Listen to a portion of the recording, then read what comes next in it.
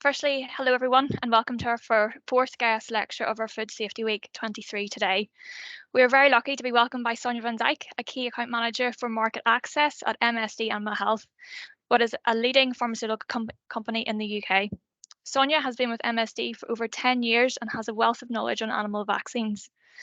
As our theme for today of animal vaccines, our aim was to introduce the link between healthy animals and safe, consistent meat products, in which vaccines play an important role in maintaining, and I hope you've had a chance to take part in our different activities on the stands today. Farms implement vaccination programs produce animals less likely in contracting common diseases, which can result in poorer carcass performance, excess trimming, and a lower carcass yield. These are all elements that are very important in our production sites and demonstrates the responsibility that our farmers take in supplying us with quality stock. Today, Sonja will help explain what animal vaccines are, how and why they're administered to animals, and most importantly, how they are vital in optimising animal health, welfare and food safety. And with that, I will now kindly pass over to Sonja. Thank you. Thank you, Claire, and good afternoon to everybody joining this presentation, wherever you are within the Dord Meats and Dumbia company. I'm very honoured to be part of your Food Safety Week, and I know that you've heard from some very eminent speakers this week, so I'm super excited to be joining them as one of your guest speakers. As Claire said, I'm from MSD Animal Health, one of the leading animal health pharmaceutical companies, and I'm going to talk to you today about vaccines in livestock and the role they play, not only in health and welfare for the animals, but also in food safety.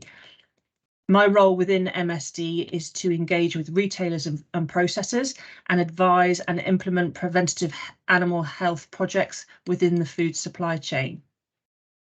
So I will start. Claire and Gavin, if you could keep an eye on the chat, if there's any questions that are coming through whilst I'm going through the slides, I'm happy to expand on any information that I'm giving, or we can take questions at the end. So I'm happy to do both. So firstly, I'm going to explain to you the differences between three commonly used medicines which are administered into livestock destined for the food supply chain. I think within the farms that we work with, there is some confusion on farm as to what each of the medicine groups does and what they're commonly used for. So farmers will commonly refer to jabbing the animal, that's the language they like to use, but I'll give some clarity in this slide as to what each of these groups of medicines are and what they do. So to start with, antibiotics or antimicrobials. So antibiotics and antimicrobials, these are treatment medicines and they are used to try and cure or reduce and limit disease. They do this by either killing or halting the multiplication of the pathogen or disease that's attacking the animal. They do this at a cellular level by either killing or halting the multiplication of the disease, and they disrupt the cells of the pathogen that's in question. What they don't do, however, they will not prevent disease from happening or protect from future disease. So common antibiotics that you may be familiar with are penicillin. So penicillin, as we all know, is used in human medicine, and alleamycin is another example of an antimicrobial. So antibiotics, antimicrobials, they usually have a withdrawal or a withhold period once they've been used on an animal. And we'll come on to that a little bit later as we work through the slides. One thing to note about antimicrobials and antibiotics is that they will only treat bacterial infections and not viruses. So this is why if you go to your doctor with a sore throat or a cold, he won't prescribe you antibiotics, or I hope he wouldn't, as it's more than likely going to be a viral infection and will self-cure within time. If he does prescribe antibiotics, it's doing so irresponsibly, and unfortunately that is going to contribute to antimicrobial resistance. So this is why antibiotics are being prescribed less and less, and doctors are targeted to only prescribe them when absolutely necessary. So the next group of medicines we're going to move on to is NSAIDs, or non-steroidal anti-inflammatory drugs. And again, NSAIDs or non-steroidals, they are a treatment group of drugs, and they work to reduce symptoms. So they work by preventing prostaglandin being produced, and it's the prostaglandin which creates the inflammation. So in essence, NSAIDs reduce swelling, discomfort, and heat. If they're used early enough at the first signs of disease, they can have an effect. So sometimes we'll see a calf lying down in its pen with its ears slightly down, slightly floppy, and they can be administered an NSAID. And what can happen is that the animal can start to feel better. So the temperature goes down, there's less swelling, a little bit less heat. So the animal can feel well enough that it's able to start feeding and drinking again. And this can enable the animal to fight off the infection itself, because by eating and drinking, it's going to gain strength again.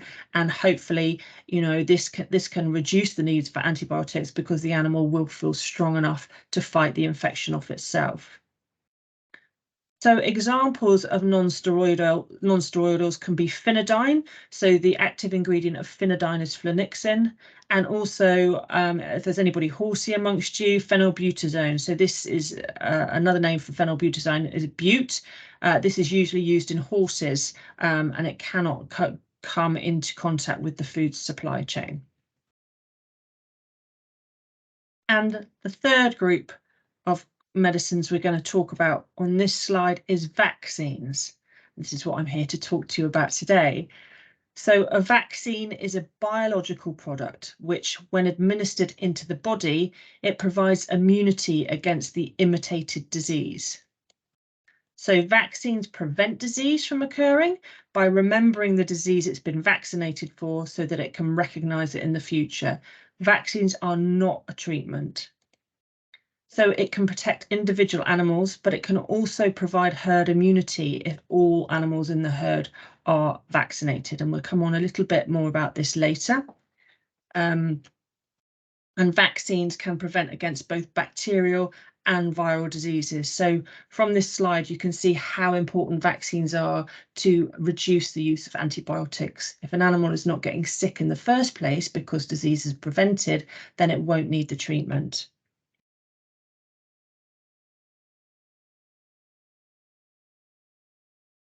So how does a vaccine work?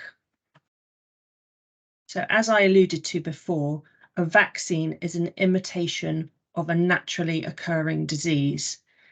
So it's made from either an altered version of the natural disease or a man-made synthetic safer form imitation of the disease.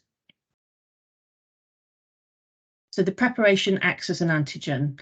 An antigen is a foreign substance which induces the body to raise an immune response by producing antibodies against the perceived disease, and it destroys it. And the body is really clever in that its immune system will then remember the disease it's been fighting against, and when it encounters that disease or a similar disease, the body will immediately produce antibodies to destroy the disease. So in essence, what a vaccine does, it provides the body with its own little army to fight off any disease that it's been vaccinated against. Do we have any questions, Claire, yet in the chat? No, there's been no questions yet, Sonja. I think we'll do a wee Q&A session at the end. Yeah, if there's none coming through yet. That's great. So within the livestock sector, there are two main types of vaccines that we use. There are live vaccines and also inactivated vaccines. So live vaccines are made using a much less aggressive form of a natural disease, which doesn't induce illness. The benefit of live vaccines is that you usually only need a single dose of a vaccine, a live vaccine, to induce a really strong immune response. And then we find that we need to booster these diseases with the same vaccine, either 6 months later or 12 months later, depending on the vaccine.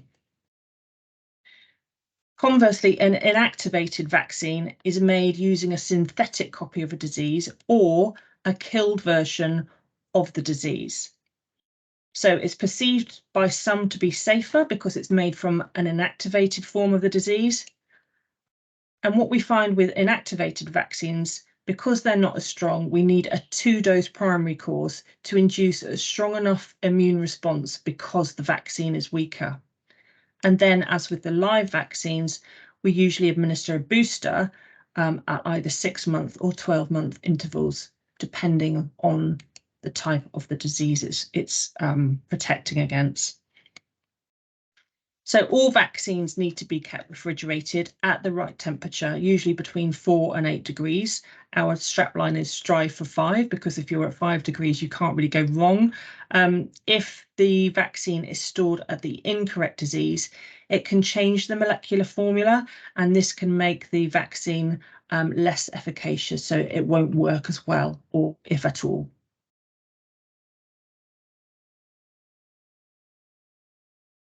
So in the next 2 slides, we're going to look at how live vaccines and inactivated vaccines perform once they've been injected, and why a live vaccine only needs 1 dose and why the inactivated vaccine needs 2 doses.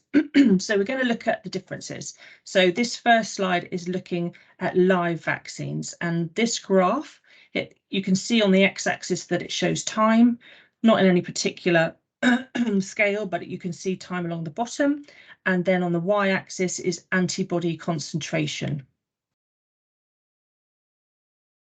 So with a live vaccine, as I stated before, you get enough of an immune response with 1 single dose, and you can see the dotted line along here is your margin of safety and the level of which the body must be protected against disease in terms of concentration of antibody.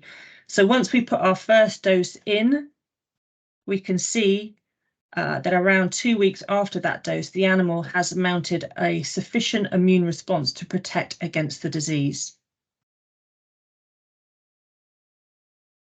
So as we go along time, you can see that that immunity levels off slightly, and then you get a relatively long plateau before it starts to decrease in time. It remains at a sufficient level until about 12 months. And within that time, we give a booster dose just as it's starting to fall off. And then you can see after the booster dose, the immunity level comes back up to a safe level to protect from disease. So that's our live vaccine. And in this slide, I'm going to show you our inactivated vaccine. So again, along here, you can see the dotted line, which represents the minimal amount of protection needed. So when we give our first dose, you can see that we get what we call a primary immune response, which takes us just over that margin of safety, and then it drops back down again. It doesn't give us enough of a lasting immune response to give protection against a specified disease. So with these vaccines, as I said, we need to give a second dose, usually between 2 and 6 weeks later, to further prime the immune system to give us a stronger response. So we can see that in this example, after 2 doses, the animal has mounted a sufficient immune response to protect against this particular disease. So the level of immunity starts to decline again, which again, like the live vaccine, necessitates a booster at 12 months to bring that immunity back up to a safe level.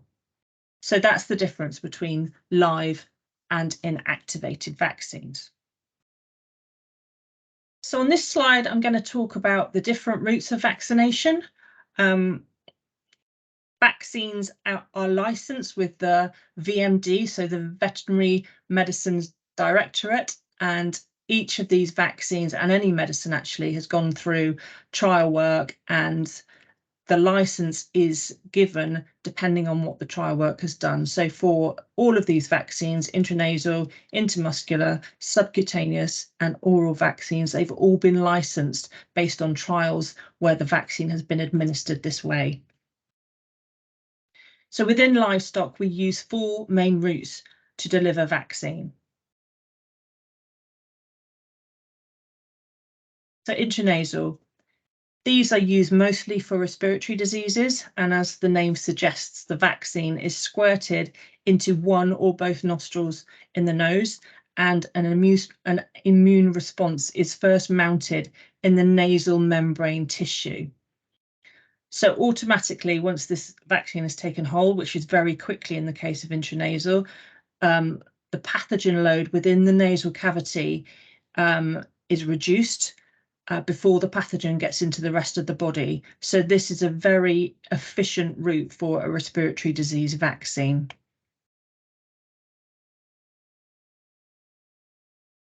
Next, we come on to intramuscular. So intramuscular vaccines usually injected into the fleshy part of the neck or the rump.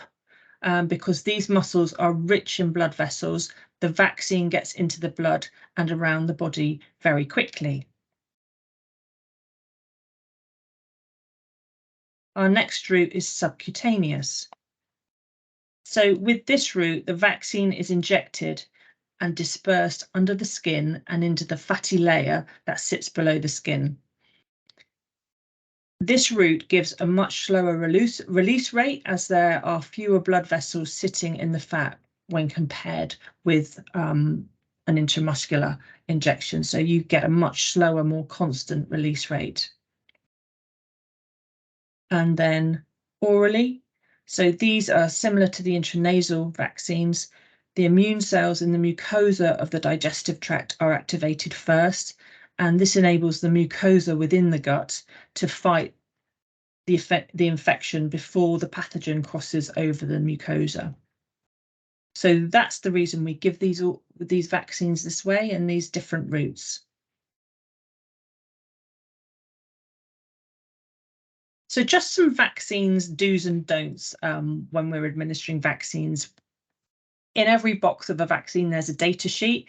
It's really important to follow the data sheet because these have got all the details of how much you should give, where you should give it, when you should give it, etc. So it's really, really important to read the instructions. It's really important to vaccinate animals when they're clean and dry, because if you get a load of sheep in or a load of cattle in when they've been out in the rain and their coats are dirty and wet, that's when you can induce infection.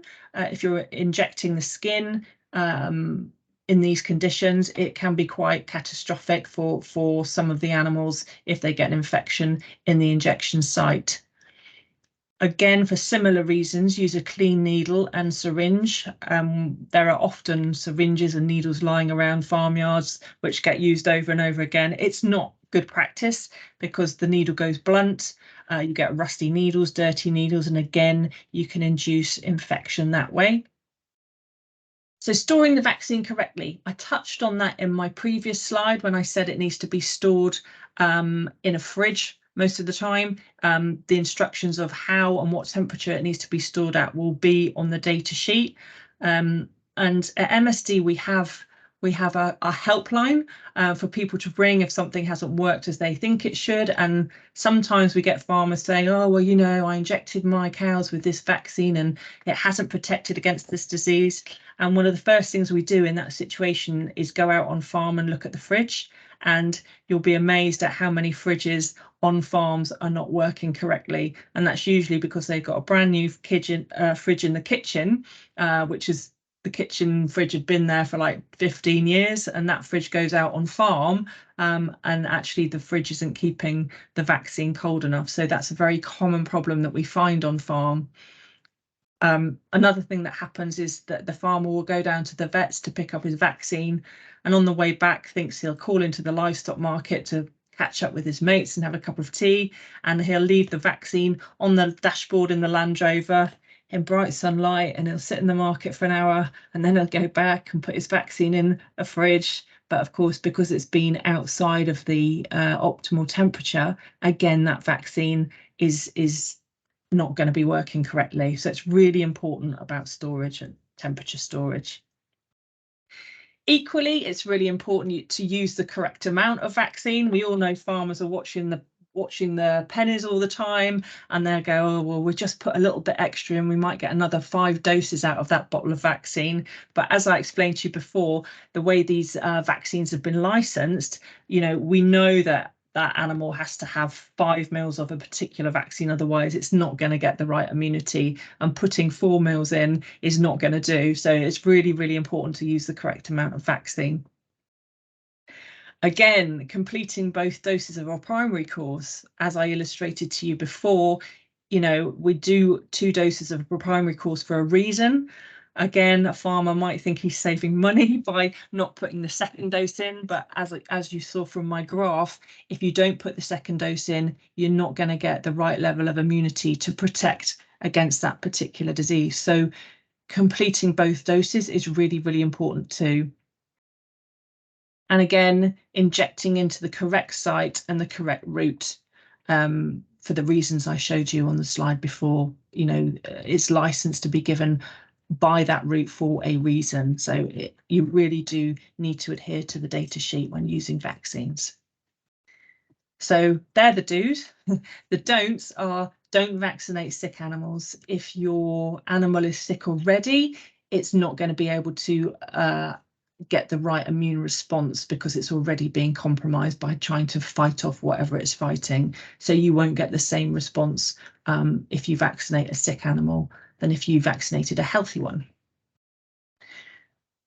So sometimes you can use 2 vaccines together, but only if they're licensed to do so. And if they're not licensed to do so, it's because the work hasn't been done in the trial to prove that these vaccines, A, will work together, and B, are safe to use together. So unless it's licensed to do so, do not use more than 1 vaccine at the same time.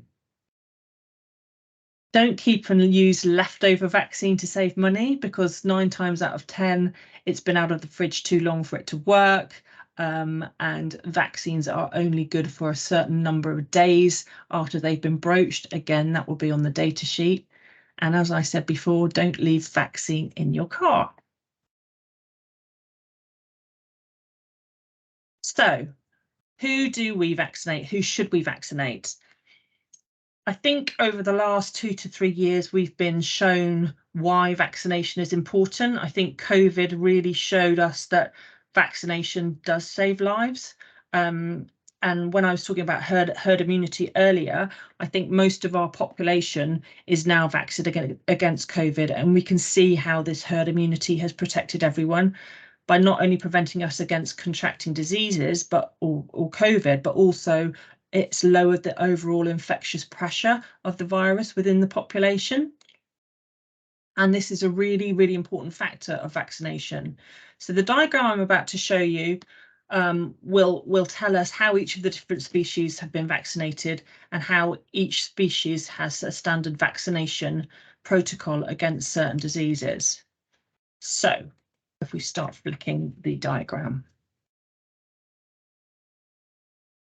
For humans, so apart from COVID, when we're born, we all know that we have an expected series of vaccinations, and then these are continued through childhood. So things like polio, measles, rubella, and because of these vaccination programs, there is little evidence of those diseases in the modern day. And then if we move on to cats and dogs, similarly, when they're born as kittens and puppies, they get their vaccines before they go to their new homes. So things like parvovirus and kennel cough. And then horses as well. In order for horses to go out and compete, they need to have had flu and tetanus vaccinations. And then we move on to the pig and poultry sectors. So historically, these are produced for supply chain in a much more integrated way. And this means that they are produced under contract by big suppliers. So everything is reared in exactly the same way to give consistent outcomes, often with one owner across multiple units. And so with pig and poultry, there's also a standard vaccination protocol. And we find that vaccine penetration in pig and poultry is around 90 to 95%. So this means that 90 to 95% of the animals reared within pig and poultry are vaccinated. And similarly with aqua, so salmon, and our fish farms in Scotland and the Nordics, again with 2 or 3 big players, have a standardised vaccination protocol. But when we look at the ruminant sector, so cattle and sheep, things are managed much more on a farm-by-farm basis and with many different protocols and many different vets advising different things. So in the ruminant sector, vaccine penetration is on average about 30 to 35%. So we can see that standard vaccination amongst the ruminants isn't as high as it is within the other sectors that we talk about. Sorry, Sonja, before we proceed, we just have a wee quick question Yeah, coming in sure. from Paul Nolan. So his question is, with regard to medicine use in Ireland, is it necessary to record doses in medical register? Yes, it's really important to register what you're doing, not only so that we can see of what each animal has had, but also for a record for the farm and also the vet, so that we know what medicine has gone where. Yeah. Perfect, thank you. So why should we vaccinate? There are many different reasons, and I'll take you through some of those now, but ultimately prevention is much better than cure. Once an animal has been diseased, we know that it's never going to perform or be as productive as an animal that has not encountered disease. So ultimately, we vaccinate to prevent disease. As I've just said, once an animal is diseased, it will never be as productive. So disease not only affects the animals, but it's very costly to farmers. So you've got to pay for medicines prescribed by the vets as treatments. You've got to pay for vets bills. On top of that, you've got lost productivity and you've got withhold times, which I'll come on to a little bit later. But ultimately, you know, if your animal is not as productive, your animal is going to be on the farm for longer before it reaches its target finishing, and you've got to feed that animal and house that animal for longer. So preventing disease means less antibiotic use, and that can only be a good thing. Because animals shouldn't suffer disease if there is a vaccine available. And I think within the industry, health and welfare is becoming much higher on the agenda, rightly so. Ensuring safer food and non-concomitant disease. So this means no associated disease. In other words, if an animal is diseased, it makes it susceptible to contract other diseases as well, because the immune system has already been compromised. So it leaves it exposed, really. And then we know that core vaccination, so core vaccination we talk about means vaccinating for endemic diseases. But we know vaccination increases productivity, it enables better health and welfare. It goes a long way to contributing towards antimicrobial stewardship, because if we're not using those antibiotics in animals, we can make sure those antibiotics are conserved for human use. Lower carbon footprint. If animals are reaching their target weight quicker, we know that that animal is being much more productive in fewer days, so that animal spends less time on the planet. So lowering the carbon footprint is also something that it contributes towards. Improved profitability. I showed you the losses in this last slide about how disease is very costly. Less disease incident, and overall future-proofing livestock production. And all of this, of course, supports One Health. So if we're taking care of our animal health, that in turn will take care of human health, or help to take care of human health. And environmental health as well is really important. So if we're doing the best we can in animal health, it has a knock-on effect to everything else as well. So I'm just going to go through some vaccination penetration rates, and we'll look at cattle to start with. So on screen here, we've got 3 main diseases for adult cattle. So we've got BVD, which stands for bovine viral diarrhea. Now, this is a very debilitating disease. It has an effect on fertility. It has an effect on disease being passed to the calf that's in utero, which then in turn, if it's born, is a hooching disease for everything else in the herd. So BVD is really important within our sector.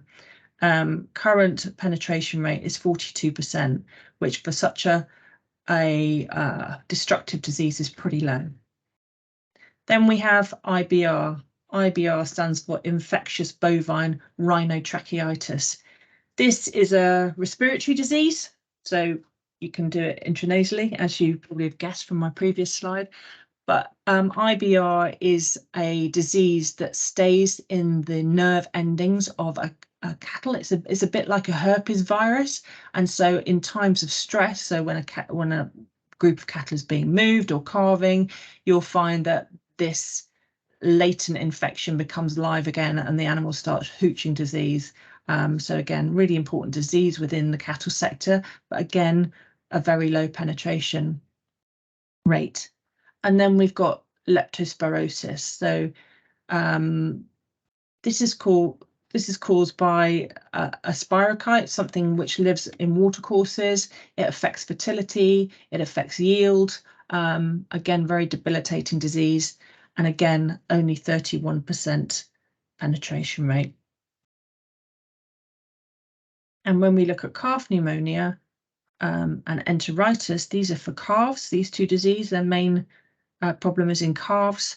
We can see that for calf pneumonia, we've got 40% penetration rate, and enteritis, or in other words, scour, of which 99% of farms would see scour. We've only got a 19% penetration rate. So you can see when I was talking about pig and poultry being at 90 to 95%, the ruminant sector is very low, and we're trying to do things to improve that. And then we move on to sheep. So Clostridial and Pasteurella is probably the most widely used vaccine in sheep. So Clostridial covers things like pulpy kidney, watering mouth, tetanus, and Pasteurellosis is a bacterial disease that affects the lungs. So they're the most commonly used vaccines. Then we've got foot rot. Foot rot is a disease that occurs within the cloven hooves of the sheep and causes lameness.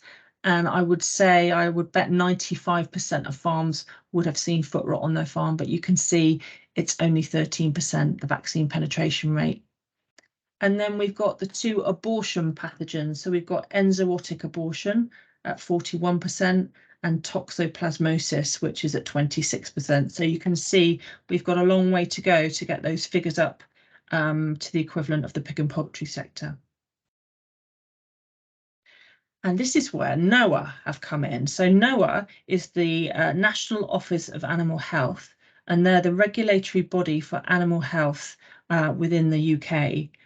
And they have come up with a vaccine guideline, which basically says that their belief is that all ruminant livestock should be vaccinated against endemic disease. Now, endemic disease means that it's a disease that all UK livestock are at risk from. And what they have done, they've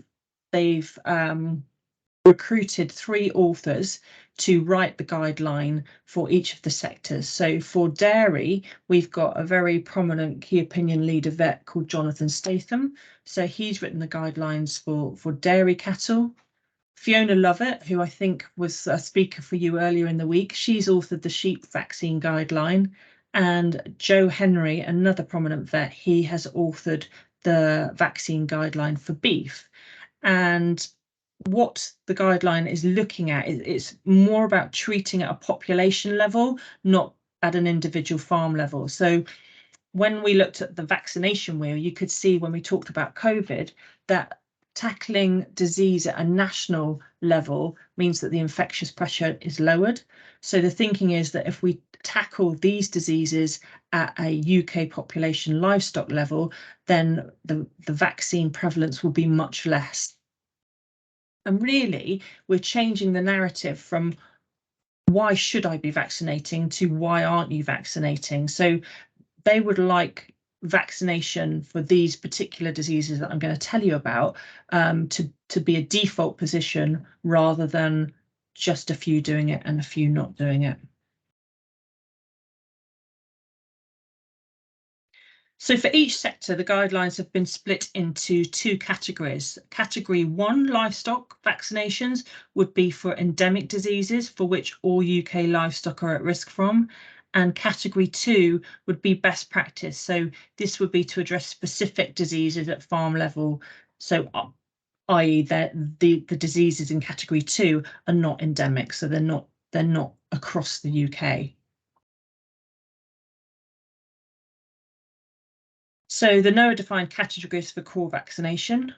For sheep in category 1, they'd be looking at clostridial, so tetanus, blackleg, pulpy kidney, as I described before, foot rot, so addressing lameness, both of the abortion diseases, and Pasteurella. And then ORF, which is a skin disease, would come in as a category 2 vaccination. And then on the cattle side, we'd be looking at the ones I named on that pie charts. So BVD, bovine viral diarrhea, infectious bovine rhinotracheitis, leptospirosis, scour, pneumonia, and clostridial. And then for category 2, you'd be looking at lungworm and salmonella on a farm-by-farm basis.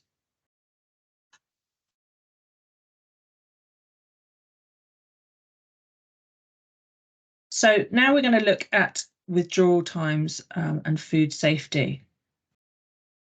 So as I explained, whenever a drug is used, it's licensed by the Veterinary Medicine Directorate, and there is a potential for any drug that's used in the food supply chain. There's a potential for drug residue to be consumed by humans. So the VMD has set legislation to set maximum residual level for each licensed medicine. And this is calculated by the number of days it takes for the active ingredient of each medicine to be metabolized and excreted by the body, or the body of the animal it's going into, to an acceptable and harmless level of residue. And this will vary for a variety of active ingredients. So the MRLs are set based on the drug being used as per the license. So the right amount in the right species and the right level. So if a drug is used off license, this means the license has not been adhered to. So such as a drug being used for a different disease to what it's been licensed for, or for a different species of animal than it's been licensed for, or a different amount given, then there's a safeguarding measure in place called the cascade. And this means that any medicine that has been used off license has a withdrawal period of 7 days for eggs and milk and 28 days for meat.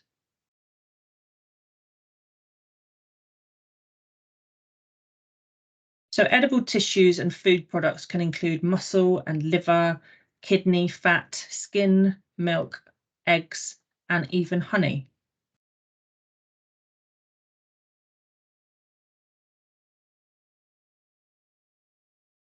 So with vaccination, there's no crossover and no withdrawal period.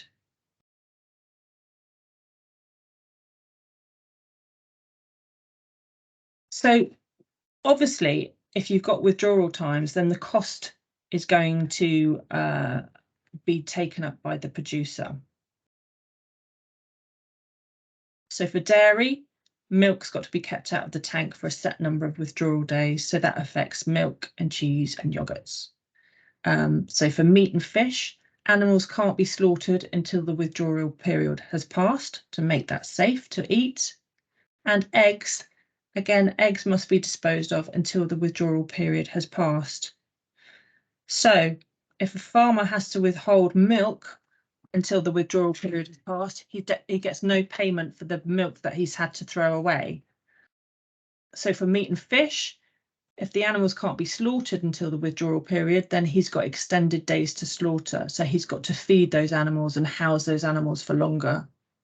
And for a farmer who's got to throw his eggs away, he doesn't get any payment for his dumped eggs.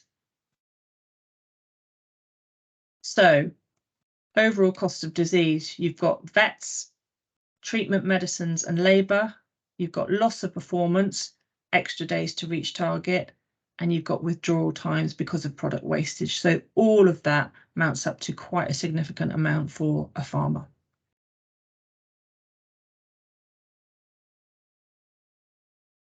So benefits of vaccination in livestock and carcasses. So some diseases in livestock can be zoonotic. So zoonotic means that it can spread to humans. So diseases such as salmonella and leptospirosis, amongst others, are zoonotic. And what vaccinating can do is it can help protect against the transfer of these diseases, which means that vaccinated animals can then safely go into the food chain without any withdrawal period.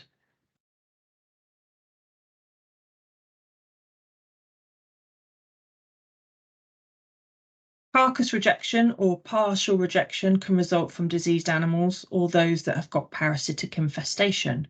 And this not only means loss for the producer, but also for the processor, as the saleable yield has been reduced. So that is the end of my slides about vaccination, but what I am going to touch on now is two projects that I'm running in conjunction with Dumbia. So we've got two projects going. One is with sheep, and that is looking at category core vaccination. So what we have within this project is 12 producers. They're all based in Wales, producing lamb. And the project started at the end of last year. So what we're looking to do is implement all of those vaccines that I listed as category 1 vaccinations, and follow the performance of these lambs being born from these sheep. So looking at productivity, antibiotic use, performance, and reducing levels of lameness as well. So the first vaccines have gone into the sheep in this project, and I'm really excited to follow them for the next 2 years. And the second project that we've got going is looking at suckler herd beef. So we started with 5 suckler beef producers in Yorkshire. This project started in 2021. And we've implemented category 1 core vaccination in both the adult herd and the young stock herd. And we're following the crop of calves through to slaughter. And again, we're measuring performance, antibiotic use, and productivity. So again, really excited to share the results of that once we conclude the project. So that's it from me today. So I'd just like to thank you all very much for listening, and I'm very happy to take any questions. I'm going to stop sharing now. Thank you very much, Sonja. That was brilliant. You have a really good overview of the role of vaccines and their key role in maintaining sort of food safety and quality. And yeah, I think we'll open the floor to a few questions, if that's okay. Oh, we have one from John. Hi, Sonja. Thanks very much for the presentation. Very interesting. Just a quick question. There's no withdrawal period for vaccines, so no risk to the consumer. But with the vaccines, which has been such a hot topic and kind of they can be polarizing a little bit. Different society, some parts of society are always giving out about vaccines, and I'm just wondering, has there been a movement to look at vaccine-free meat the same way there was talk of this antibiotic-free meat in the past, or is that something that's raised its head at all?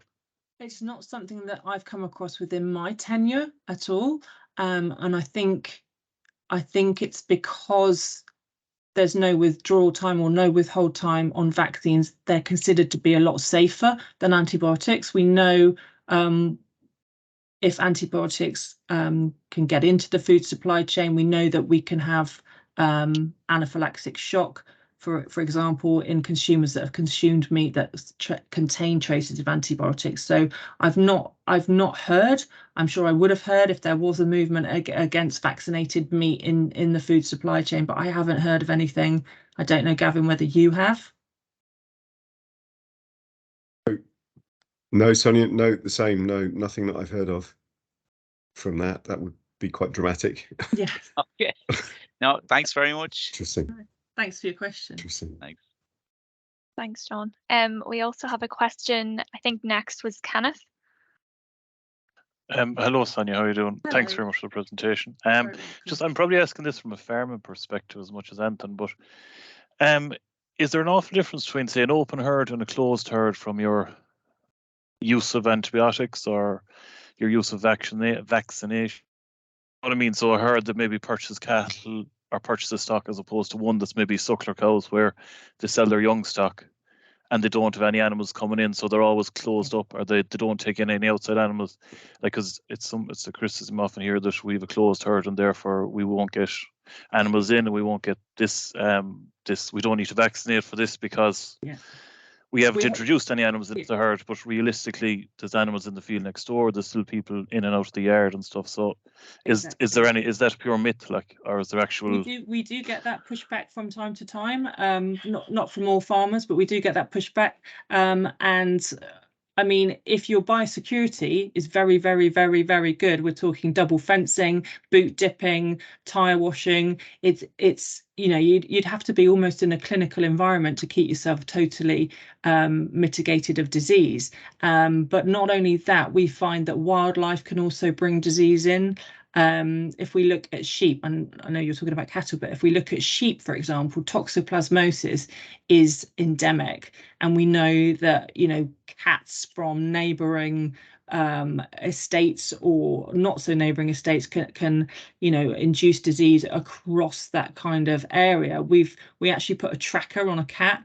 I think the BBC did it actually, didn't they? They put a tracker on a cat from a council estate, and it actually roamed for miles and miles across many, many different farms. So, but also, cat feces in feed that can induce toxoplasmosis. Also, when we look at enzootic abortion, we know that the aborted material gets aborted usually in a field, and birds can pick up that debris and take it to other farms as well. So I think by saying I'm a closed farm, I don't have any risk, is somewhat naive. It's like saying my house has never had I've never had a house fire, therefore I'm not going to insure my house against fire. It's more of an insurance, because anybody that has encountered disease would know how very destructive it is, not only within the livestock but also in your pocket as well. Oh, thank you, Sonja. Just it's something that I've heard said. In my locality. I've heard the same as well. But there is good reason for it. Yeah. Great job. Jonathan is next on my list here. Good afternoon, Sonja. Jonathan. Good afternoon. Thank you for a very informative talk there. Just one of the great words that I've heard you use there in your presentation, and from a health and safety perspective, zoonotic. Of course, it's great to see that our animals are correctly and appropriately vaccinated, and most of our controls, are around sort of good hygiene practices. But for our lairage workers and people that are working, close with animals, apart from those controls, is there anything more that we can do to further protect anyone from getting any sort of zoonotic disease that is new? I think protective PPE is very important in that situation, making sure your hygiene of your lairage is really good. And it's just having SOPs in place and make sure everybody adheres to them, really. Thank you very much, Sonja. Thank you. Brilliant. Brian is next, please. Hi, Sonja. Thanks very much for that presentation. Very interesting. I'm going to be a bit cheeky and ask two very separate questions since I have the chance. The first one is we've a lot of customers at the moment that are asking us to get a better handle on the antibiotic usage within our supply chain, and to be able to break that down into types of antibiotics and milligrams per kilo and all sorts of measurements. Is it too simplistic, or in an ideal world, if there was better uptake of vaccinations, would that automatically result in a reduction of antibiotic usage? Yes, it would. So for the projects that I'm involved in, not only with Dunbeer but other processes as well, where we have implemented vaccination, even just for lameness, we've seen a reduction in the antibiotics that would be used for that. Similarly, with cattle projects that we're running, where we've implemented core vaccination, purely because these animals are not getting disease, there's less treatments going in, so less antibiotic use. But this is something that we're looking at within our projects as well as PCU, so that's antibiotic usage, and the vets that look after these farms are really engaged and interested to see how these antibiotics get reduced. Okay, my other question is totally unrelated, but over the last 20 or so years, our broader industry has encountered multiple crises, and a number of those have had their origins in animal diseases. Foot and mouth about 20 years ago in the UK, and then there was the African swine flu outbreak in China, which seems to be slowly creeping across Europe over the last 18 months. Is there the possibility of vaccinations for either or both of those, and why is there such a reluctance for countries to enter vaccination programs for those diseases? Why is it such a negative thing to do? We used to find it here as well. I think the narrative is changing slightly, but I think it used to be that farmers would perceive if they're vaccinating, then other farmers might perceive that they've got a problem, and actually it's totally the reverse. I think upfront cost again is something that farmers would look at, saying, oh, I can't afford to vaccinate. And I think it's very common for farmers not to appreciate or to actually see or realise what the cost of disease is, because they don't put a price on their labour, and they should do, because everybody's time is money. And then, you know, the vet bills gets absorbed in one monthly bill, so it's never broken down into actually what it costs for a case of disease. And that's something that we've done. We can put a cost on a calf within 100 cow suckler herd of what it would cost per calf born to that herd, what a scour would cost. So I think that we've still, as an industry, got some work to do to show and illustrate to farmers what disease actually costs. So I think that's probably the main two reasons that we'd see why vaccination has not been uptaken as much as it should. For other countries, there may be other parameters going on there, I don't know. Sonja, could I just jump in there as well, just to add to that, just from that notifiable disease point of view? One of the key things with the notifiable disease vaccine, so like foot and mouth vaccine, is you can't tell for most of those diseases whether if you test the animal, you can't tell whether that antibody there is from a vaccine or from the real thing, and that therefore that animal could still be carrying the real notifiable disease infection, usually viruses for most of those nasty ones.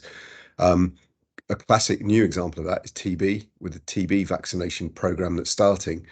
That there is now a test to be able to say whether the immunity in that animal is actually from a natural TB infection, or whether it's actually immunity arisen from a vaccination.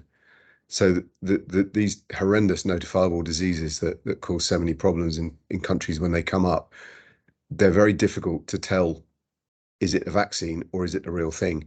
So most countries around the world, developed countries, won't accept the vaccine because they want to have an eradication policy to get rid of the disease completely, so you can't get confused as to whether it's real disease or it's the vaccine immunity.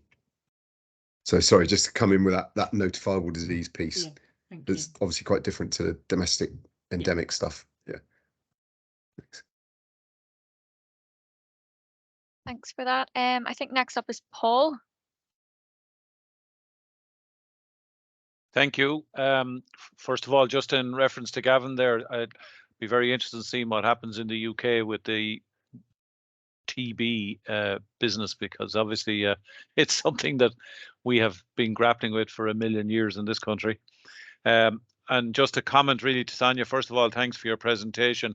And, you know, I get the bit about today is about vaccinations and the implications for herd health and welfare and indeed human health. I suppose from another aspect in this country, we've become very aware of sustainability and carbon output and methane output and so on. So we seem to be going down the route that maybe one of the things to do is try and produce our animals to slaughter at a younger age. So obviously good herd health is a major contributor to achieving that. But the other one that we're looking at in Ireland at the moment and maybe elsewhere is the whole subject of genomics. So trying to breed that animal to give us the best of all worlds. But I do think that maybe one of the areas within that genomic project is being overlooked a bit is in terms of, you know, herd health per se, breeding a bit more disease free or whatever the word is. I'm not technical, but Just be interested in your comment on that, Sonja.